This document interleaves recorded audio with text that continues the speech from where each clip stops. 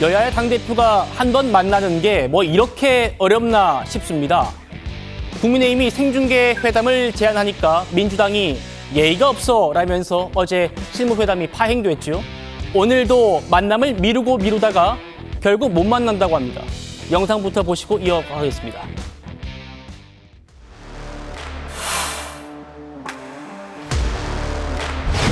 민주당이 동의한다면 처음부터 끝까지 다 오픈해서 하면 어떨까라는 제안을 좀 해보려고 합니다.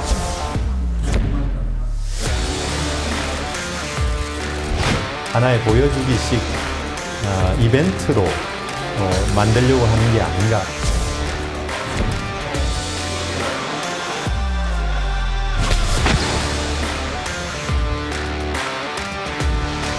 사실은 의제를 뭘로 할지 통상적으로 이걸 이제 고민을 하시는 게 주일 텐데. 예. 두 비서실장이 알아서 조율하겠지만 이렇게 범주만 정해놓고 하는 게 되지 않을까?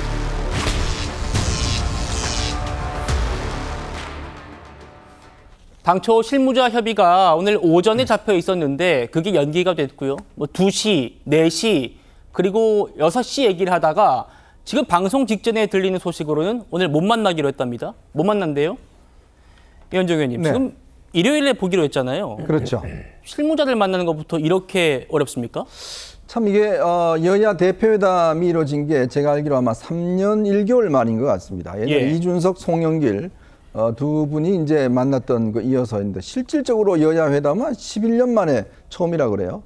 그래서 이렇게 여야 대표가 만나기 힘든가라는 걸 아마 실감할 것 같습니다. 네.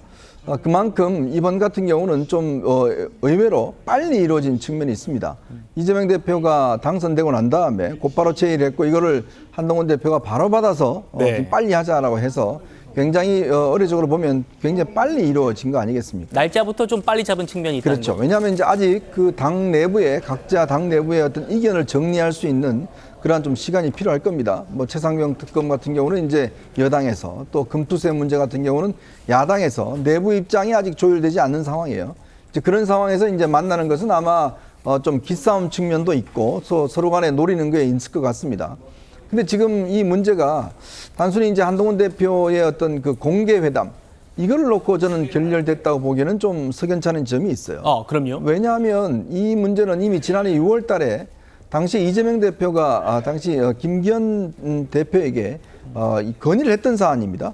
자, 그때 당시에 보면 이 무슨 이야기를 했냐면 여야 대표가 비밀리에 할 얘기도 있겠지만 네. 국민의 삶이 어려운데 굳이 비공개로 만나면 모르는 노력하는 척만 하다가 하는 건 동의하기 어렵다. 로텐도어에 책상 하나 갖다 놓고 의자 하나 갖다 놓고 그렇게 만나면 되지 않느냐라고 제안했던 분이 바로 이재명 대표예요. 근데 이제 와서 예의가 없다라고 하는 것 자체는 참 납득하기 굉장히 어렵습니다. 본인이 불과 지난해 6월 달에 이렇게 여당 대표에게 하자고 제안했고 이제 여당 대표가 그걸 다시 제안하니까 예의가 없다라고 이야기를 하는 게 과연 이 협상할 때는 중요한 원인인지는 모르겠습니다만은 어쨌건 뭐 저는 이루어질 거는 같습니다. 네. 그렇지만 힘겨루기가 꽤 아마 오래 지속될 것 같습니다. 예, 김민석 최고위원 이렇게 말했어요. 한동훈 대표가 생중계하려고 한 이유가 우리 대표와 회담을 해가지고 체급을 올리려는 거 아니냐 이렇게 말했어요. 그런데 한동훈 대표는 이미 클 만큼 충분히 크지 않았습니까? 이재명 대표 제1당 대표이긴 하지만 그럼에도 불구하고 이재명 대표는 야당 대표예요. 야당 대표가 힘이 있습니까? 여당 대표가 힘이 있습니까? 한동훈 대표는 정치 시작한 지 얼마 되지 않았지만 그럼에도 불구하고 지금 여당 대표가 된 것이 아닌가. 그런데 TV토론 지금 계속 이야기 나오지만 이재명 대표가 먼저 이야기 꺼냈습니다. 그때 뭐라고 이야기했냐면 형식도 필요 없고 절차도 필요 없고 공개적으로 만인이 보는 가운데에서 그다음에 저 때 무슨 이야기를 했냐면요. 제가 기사를 찾아보니까 이재명 대표가 네. 2023년 6월 7일에 예. TV토론 방식 등 공개적인 대화를 선호한다고 그랬어요. 이재명 대표가 TV토론하자고 그랬단 말이에요. 그러니까 김기현 대표는 만만하고 한동훈 대표는 뭐 껄끄럽냐 이런 이야기가 나올 수밖에 없는 것이 아닌가. 더군다나 제가 봤을 때 이 이제 한동훈 대표가 그 TV 토론을 갖다가 제안한 다음에 많은 사람들의 여러 사람들의 의견을 갖다 딱 들어봤더니 다들 반응이 똑같아요. 뭐라고 이야기하냐면 재밌겠다. 한번 봤으면 좋겠다. 국민들이 원하고 있는데 무슨 여기서 체급을 갖다가 운운합니까? 제가 봤을 때는 일요일에 반드시 한동훈과 이재명 사이에 그런 토론 배틀이 이루어지는 것을 많은 국민들이 기대하고 있을 것 같다. 저는 그런 생각 듭니다. 알겠습니다. 한동훈 대표는 지금 돌아가고 있는 이 상황을 어떻게 말하고 있는지 직접 들어보시죠.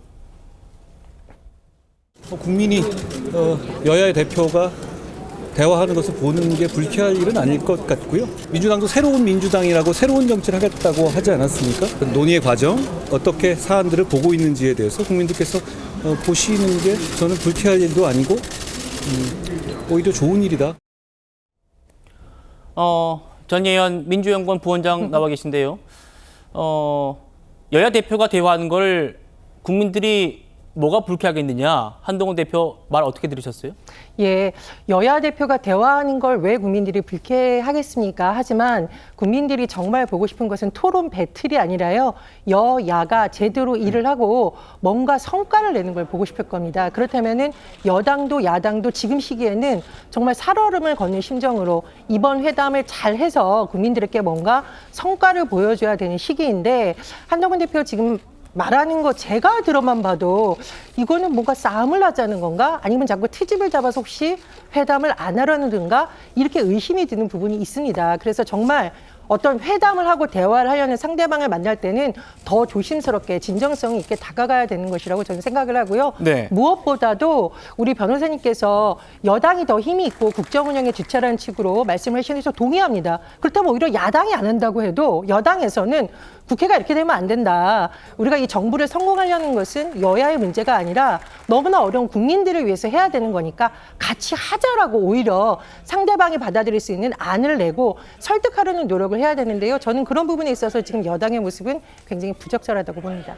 예, 생중계와 관련된 여야의 공방 다 짚어봤습니다. 지금부터는 의제 얘기를 좀 해보겠습니다.